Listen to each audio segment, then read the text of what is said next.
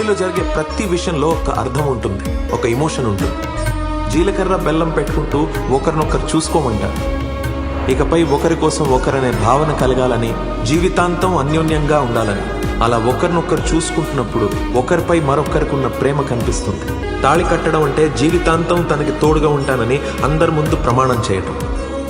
దానికి అంగీకరిస్తూ తలదించుకుని కూర్చున్న అమ్మాయి మొహంలో ఓ అందమైన చిరునవ్వు ఉంటుంది. పిల్లల తలరాత బాగుండాలని తలపై అక్షింతలు వేస్తూ మనస్ఫూర్తిగా ఆశీర్వదిస్తున్నప్పుడు ఆ తల్లిదండ్రుల కళ్ళలో గొప్ప ఆనందం కనిపిస్తుంది.